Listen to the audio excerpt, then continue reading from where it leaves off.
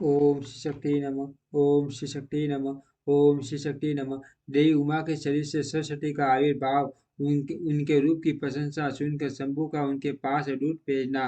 दूत के निराश निराश लौटने पर शुंभ शुंभ शुंभ शुंभ का कलमश धूम लोचन चंड तथा रक्त बीज को भेजना और देवी के द्वारा उन सब का मारा जाना। इसी कहते हैं पूर्व काल में शुभ और शुंभ और निशुम्भ नाम के दो प्रतापी दैत्य थे जो आपस में भाई भाई थे। उन दोनों ने शासक प्राणियों सहित समस्त त्रिलोकी के राज्य पर बलपूर्वक आक्रमण किया। उनसे पीड़ित हुए देवताओं ने हिमालय पर्वत पर्वत की शरण ली और संपूर्ण अभिष्टों को देने वाली सर्वभूत भूत जन्य देवी उमा का स्तवन किया। देवता बोले, महेश्वरी दुर्गे आपकी जय हो। आप अपने भक्त जनों का प्रिय करने वाली देवी आपकी जय हो। आप तीनों लोगों की रक्षा करने वाली शिवा हैं। आपको बारंबार नमस्कार है। आप ही मोक्ष प्रदान करने वाले परा अम्बा हैं। आपको बारंबार हाँ नमस्कार है। आप समस्त संसार को उत्पत्ति स्थिति और संहार करने वाली आपको नमस्कार है। नमस्कार है। कालिका और तारा रूप धारण करने वाली देवी आपको नमस्कार है। चिन्ह मस्ता आपका ही स्वरूप है। आप ही श्री विद्या है। आपको आपको नमस्कार है। भुवनेश्वरी आपको नमस्कार है। नमस्कार है। प्यारे रूपिणी आपको नमस्कार है। आप ही बगला मुखी हैं, मुखी और धूमावती हैं। आपको ही बारंबार नमस्कार है। आप ही त्रिपुर सुंदरी और मातंगी हैं। आपको बारंबार नमस्कार है। अजिता विजया जया मंगला और विलासिनी ये सभी आपके ही विभिन्न रूपों की संख्या है। इन सभी सभी रूपों में आपको नमस्कार है। नमस्कार है। डोगटी माता माता अथवा कामधेनु रूप में आपको नमस्कार नमस्कार है। घोर आकार धारण करने वाले आपको नमस्कार है। नमस्कार है। अपराजिता रूप में आपको प्रणाम है। नित्या माँ विद्या के रूप में आपको बारंबार नमस्कार है। आप ही शरणागतों का पालन करने वाली रुद्राणी है। आपको बारंबार नमस्कार है। वेदांत के द्वारा आपका आपके ही स्वरूप का बोध होता है। आपको नमस्कार है। आप परमात्मा परमात्मा है। आपको मेरा प्रणाम है। अनंत कोटि ब्रह्मांडों का संचालन करने वाली आप जगदम्बा को बारंबार नमस्कार है। देवताओं की इस प्रकार स्तुति करने पर वरदायिनी एवं कल्याण रूपिणी गौरी देवी बहुत प्रसन्न हुई। उन्होंने समस्त देवताओं से पूछा, आप लोग यहाँ किसकी स्तुति करते हैं। तब उन्हीं गौरी के शरीर से एक कुमारी प्रकट। वह सब देवताओं के देखते देखते शिव शक्ति से आदर पूर्वक बोली बोली माँ, ये समस्त सर्वग्रासी देवता निशुंभ और शुंभ नामक प्रबल दैत्यों से अत्यंत पीड़ित हो अपनी रक्षा के लिए मेरी स्तुति करते हैं। पार्वती के शरीर कोश से वह कुमारी निकली थी, इसीलिए कौशिकी नाम से प्रसिद्ध हुई। कौशिकी साक्षात शुंभासुर का नाश करने वाले सरस्वती है। उन्हीं को उग्र तारा और तारा भी कहा गया है। माता के शरीर से स्वर्ण प्रकट होने के कारण वे इस भूतल पर मातंगी भी कहलाती है। उन्होंने समस्त देवताओं से कहा, तुम लोग निर्भय हो रहो, मैं स्वतंत्र हूँ। अर्थ किसी का सहारा लिए बिना ही तुम्हारा कार्य सिद्ध कर दूंगी। ऐसा कहकर वे देवी तत्काल वहां अदृश्य हो गई।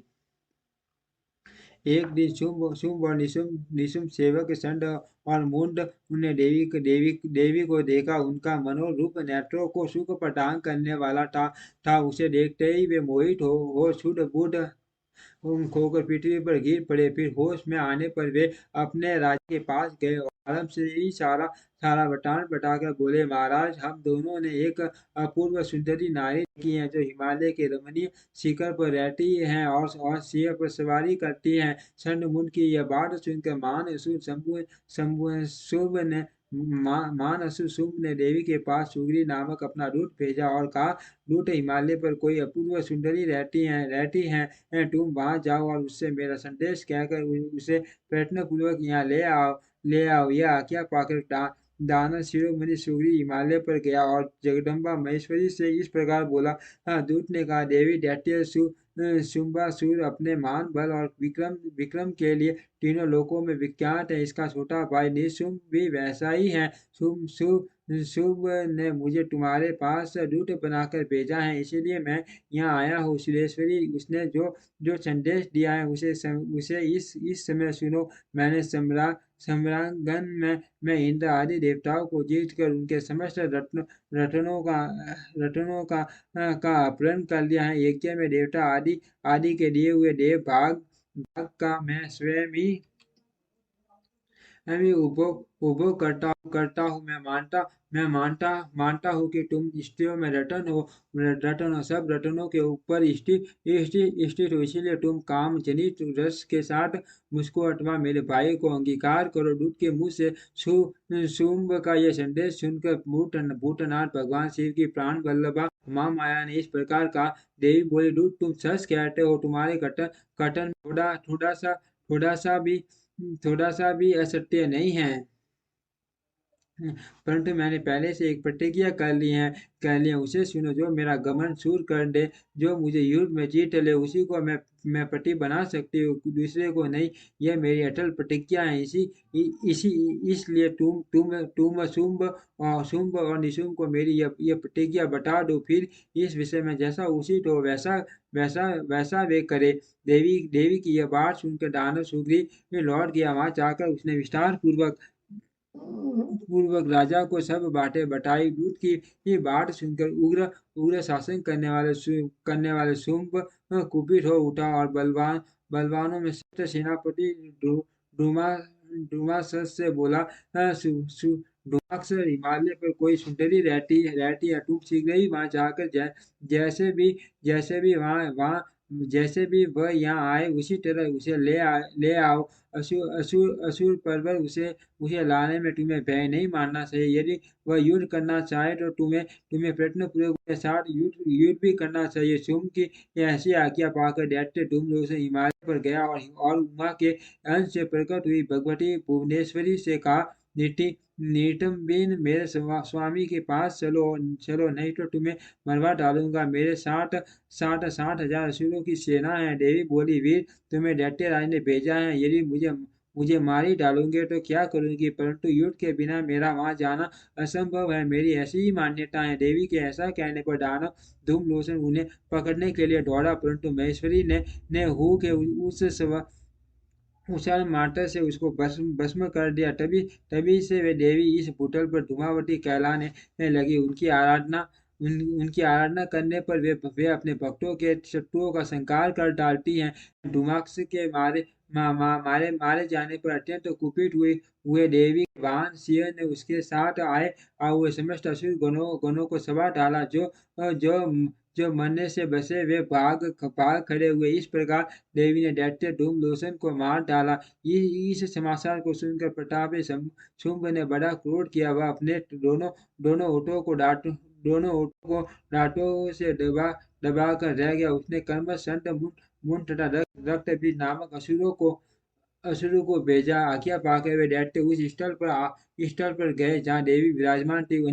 अनिमा आदि सिद्धियों से सेवित तथा अपनी प्रभा से संपूर्ण दिशाओं को प्रकाशित करती हुई भगवती सिंह वाहिनी को देखकर वे श्रेष्ठ दानव बोले, देवी, तुम शीघ्र ही शुंभ और निशुंभ के पास चलो, अन्यथा तुम्हें गण और वाहन सहित मरवा डालेंगे। वहां में शंभु को अपना पति बना लो। लोकपाल आदि भी उनकी स्तुति करते हैं। शुंभ को पति बना लेने पर तुम्हें उस मान आनंद की प्राप्ति होगी जो देवताओं के लिए भी दुर्लभ है। उनकी ऐसी बात सुनकर परमेश्वरी अम्बा मुस्कुराकर सरस मधुर वाणी में बोली। देवी ने कहा,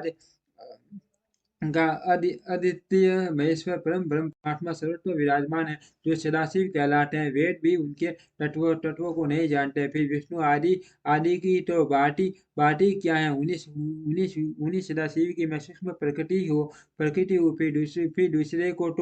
फिर दूसरे को पति कैसे बना सकती हो। सियनी सियनी कितनी कामातुर क्यों न हो जाए, पर गिरध को कभी अपना पति नहीं बनाएगी।